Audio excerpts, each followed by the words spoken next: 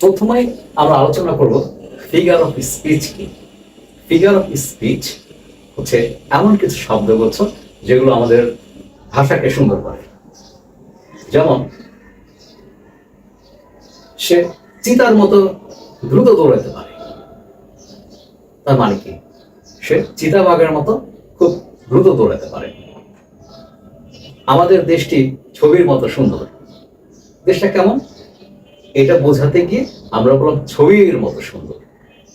এই যে শব্দগুচ্ছ চিতার মতো দ্রুত, ছবির মতো সুন্দর, এই দুটো দিয়ে আমরা সেন্টেন্স দুটাকে আকর্ষণীয় করে তুলেছি। আমাদের সেন্টেন্স দুটো পড়তে আরো ভালো লাগছে। এই যে শব্দগুলো ব্যবহার করে ভাষার সৌন্দর্য বৃদ্ধি করি আমরা, সেগুলোকে বলা হয় ফিগার অফ স্পিচ। ফিগার হচ্ছে কাঠামো, শরীর। স্পিচ মানে কথা বা বাক্য। বাক্যের যে অলংকার, বাক্যের যে কাঠামো, সেগুলি হচ্ছে ফিগার অফ স্পিচ। এই কবিতাটিতে সিমিলি ফিগার অফ স্পিচ ব্যবহার করা হয়েছে।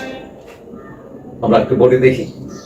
ফিগার অফ স্পিচ যে সমস্ত শব্দ বা শব্দগুলো কবিতা অথবা গল্পের সৌন্দর্য বাড়ায়, তাহলে ফিগার অফ স্পিচ সেই শব্দগুলো যেগুলো কবিতা বা গল্পের সৌন্দর্য বৃদ্ধি করে। এই কবিতায় কবি সিমিলি ফিগার অফ স্পিচ ব্যবহার করেছেন। কি ফিগার অফ স্পিচ ব্যবহার করেছেন? সিমিলি। সিমিলি কি? এটা শব্দগুচ্ছ যা ভাষাকে সুন্দর করে। কিভাবে ভাষাকে সুন্দর করে? as black as hair, চুলের মতো কালো। as brave as a lion, সিংহের মতো সাহসী।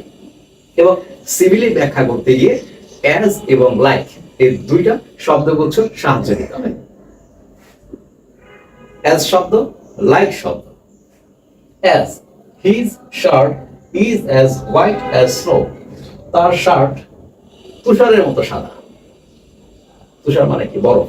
বরফ যেরকম সাদা, তার শার্টটা সেরকম সাদা। Like, our freedom fighters fought like lions, আমাদের মুক্তিযোদ্ধারা সিংহের মতো যুদ্ধ করেছে।